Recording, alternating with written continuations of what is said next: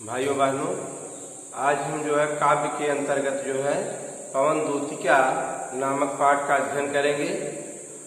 इसको लिखने वाले कविवर अयोध्या सिंह उपाध्याय हरिऔध जी हैं और इनकी जो प्रमुख पुस्तक है खड़ी बोली का पहला महाकाव्य प्रिय प्रवास, उसी से यह पाठ उद्धृत है, उसी से लिया गया है। राधा जी अपने दुख दर्द को बताने के लिए हवा को अपना दूत बना करके भगवान श्री कृष्ण के पास मथुरा भेज रही हैं। जैसा कि आप जानते हैं, कालिदास ने भी अपने साहित्य में मेघदूत और हंसदूत जैसे माने रचनाएं हुई हैं और उसी प्रकार से राधा जी भी अपने दुख दर्द को बताने के लिए पवन को दूत बनाकर मथुरा भगवान श्री कृष्ण के पास भेज रही हैं, जिसको अयोध्या सिंह उपाध्याय हरिऔध ने पवन दूतिका में जो है लिखा है।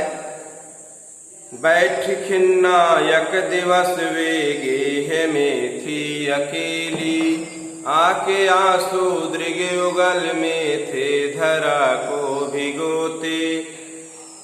आई धीरे इस सदन में पुष्प सदगंध कोले, प्रातः वाली सुपवन इसी काल वातायनों से।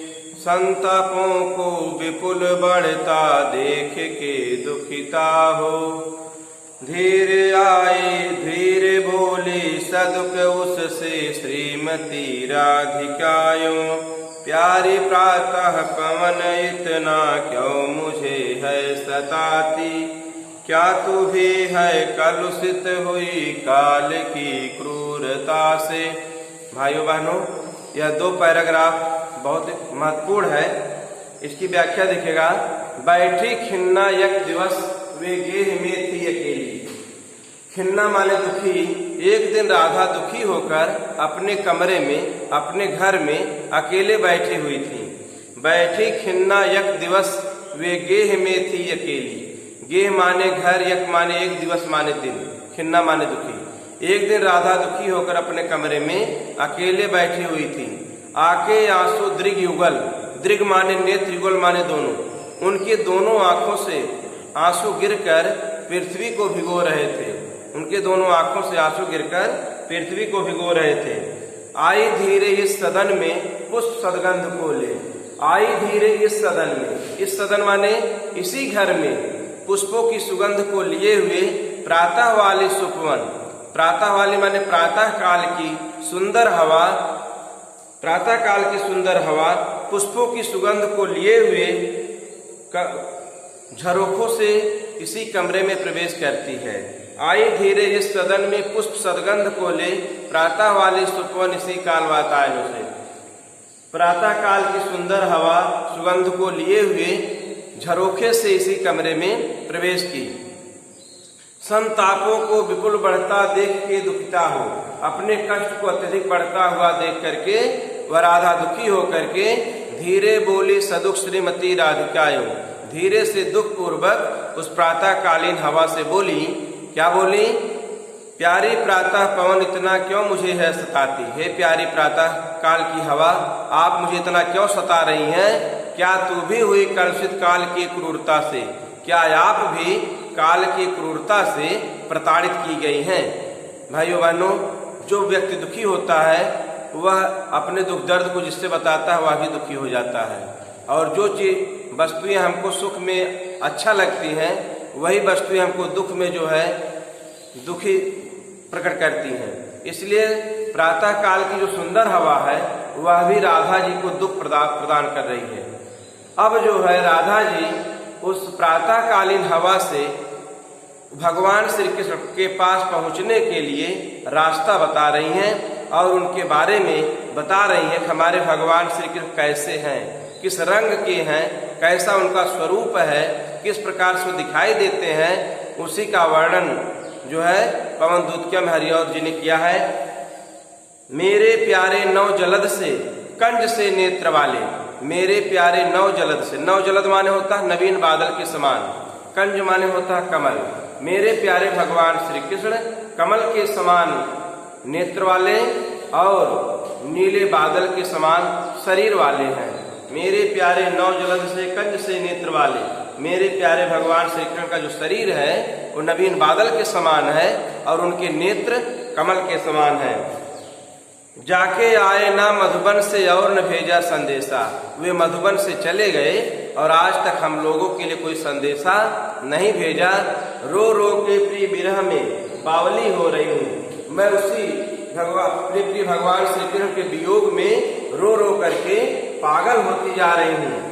जाके मेरी सब दुख कथा श्याम को तू सुना दे। कहती हे हवा, आप जा करके मेरे समस्त दुखों को हमारे भगवान श्री कृष्ण को बता दीजिए। एक बार फिर से देखिएगा, मेरे प्यारे नौ जलद से कंज से नेत्र वाले। कहती हैं कि मेरे प्यारे भगवान श्री कृष्ण का जो शरीर है वो नवीन बादल के समान है और उनके नेत्र कमल के समान है। जाके आए ना, वे मधुबन से चले गए और अभी तक वापस नहीं लौट कर आए और न भेजा संदेशा, और आज तक वे जो है मेरे लिए कोई संदेशा भी नहीं भेजा। मैं रो रो के प्रिय विरह में बावली हो रही हूँ। बावली माने होता है पगली। कहते मैं अपने प्रिय भगवान श्री कृष्ण के वियोग में रो रो करके पागल होती जा रही हूँ। जाके मेरी सब दुख कथा श्याम को तू सुना दे। जा करके मेरे समस्त दुखों को भगवान श्री कृष्ण से बता दीजिए। अब जो है राधा जी अपने घर से और भगवान श्री कृष्ण तक के रास्ते को बता रही हैं, कैसे जाएगी, रास्ता कैसे पड़ेगा। जो ही मेरा भवन तज तू अल्प आगे बढ़ेगी। जो ही माने जैसे ही मेरे कमरे को छोड़कर आप थोड़ा सा आगे बढ़ेंगी, क्या मिलेगा रास्ते में आपको? शोभा वाले सुखद कितनी मंज कुंजे मिलेगी। शोभायमान सुख देने वाली अनगिनत लताएं आपको मिलेगी। कुंज माने होता है लताएं। शोभा वाली सुखद मंज कुंजे मिलेगी। शोभायमान सुख देने वाली अनगिनत लताएं आपको मिलेगी। प्यारी छाया मृदुल स्वर से मोह लेंगी तुझे वे। कहते हैं राधा जी अपनी सुंदर छाया और अपनी सुंदर आवाज से वो लताएं आपको आकर्षित कर लेंगी। और तो भी मेरा दुख लग वहां जान विश्राम लेना। तो भी हे हवा, आप मेरे दुखों को याद करके वहां पर विश्राम मत करिएगा और वहां से आप जो है भगवान श्री कृष्ण के पास चली जाइएगा। एक बार फिर देखिएगा, जो ही मेरा भवन तज तू अल्प आगे बढ़ेगी। जैसे ही आप मेरे कमरे को छोड़कर थोड़ा सा आप आगे बढ़ेंगी, शोभा वाली सुखद कुंजे मंज कुंजे मिलेंगी। कहते शोभायमान सुख देने वाली आपको अनगिनत लताएं मिलेंगी। प्यारी छाया मृदुल स्वर से मोह लेगी तुझे वे। कहते कि अपनी सुंदर छाया और अपनी सुंदर आवाज से आपको आकर्षित कर लेगी। तो भी मेरा दुख लग वहां जान विश्राम लेना। तो भी आप मेरे दुखों को याद करके आप वहां विश्राम मत करिएगा। फिर आगे बताती हैं, थोड़ा आगे सरसरव का धाम सतपुष्प वाला। सतपुष्प वाला माने होता है असंख्य पुष्प वाला। साहित्य में सत कहने के बाद इसका अर्थ होता है अनगिनत। कहते थोड़ा आगे सरसरव का धाम सतपुष्प वाला। थोड़ा आगे, आप थोड़ा सा और आगे बढ़ेंगी। रव माने होता आवाज। थोड़ा आगे सरसरव माने होता सुंदर आवाज। आप थोड़ा सा और आगे बढ़ेंगी तो असंख्य पुष्प वाला वृंदावन का धाम आपको मिलेगा। थोड़ा आगे सरसरव का धाम सतपुष्प वाला। आप थोड़ा सा और आगे बढ़ेगी तो असंख्य पुष्प वाला आपको वृंदावन का धाम मिलेगा। अच्छे अच्छे बहुद्रुम लतावान सौंदर्यशाली। वहां पर आपको अच्छे अच्छे पेड़, द्रुम माने पेड़, वहां पर आपको अच्छे अच्छे पेड़ और सुंदरता से युक्त आपको लताएं मिलेगी। प्यारा वृंदा विपिन मन का मुग्धकारी मिलेगा। प्यारा वृंदावन का जंगल आपके मन को आकर्षित कर लेगा। विपिन माने होता है जंगल। कहते प्यारा वृंदा विपिन मन का मुग्धकारी मिलेगा। प्यारा वृंदावन का जंगल आपके मन को आकर्षित कर लेगा। आना जाना इस विपिन से मोहमान ना होना। कहते हैं आइएगा, जाइएगा, घूमिएगा, टहलिएगा, लेकिन उस जंगल से आकर्षित मत हो जाइएगा। आगे राधा जी बताती हैं, हे हवा, आप मेरे दुखों को बताने के लिए तो जा रही हैं, लेकिन रास्ते में किसी को कष्ट मत दीजिएगा। मेरे दुखों को बताने के साथ आप रास्ते में परोपकार भी करते जाइएगा, क्योंकि परोपकार जो है इस संसार का सर्वश्रेष्ठ कार्य है। इसलिए राधा जी कहती हैं कि आप मेरे दुखों को बताने के लिए जा रही हैं, लेकिन आप रास्ते में अपने परोपकार को भी मत छोड़िएगा। आगे बताती हैं, जाते जाते अगर पथ में क्लांत कोई दिखावे, कहते हैं रास्ते में जाते हुए अगर आपको कोई दुखी दिखाई दे, कोई थका दिखाई दे, तो जाके सन्निकट उसकी क्लांतियों को मिटाना, तो उसके नजदीक जा करके उसकी थकावट को दूर कर देना, उसके दुखों को दूर कर देना।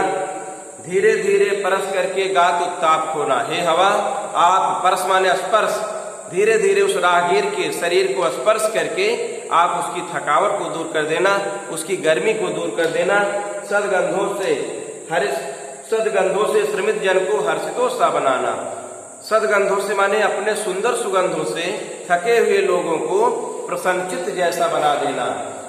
इस प्रकार से भाइयों बहनों, आप लोग इतना जो है पढ़ करके दोहरा लीजिएगा और आगे कल पढ़ाया जाएगा।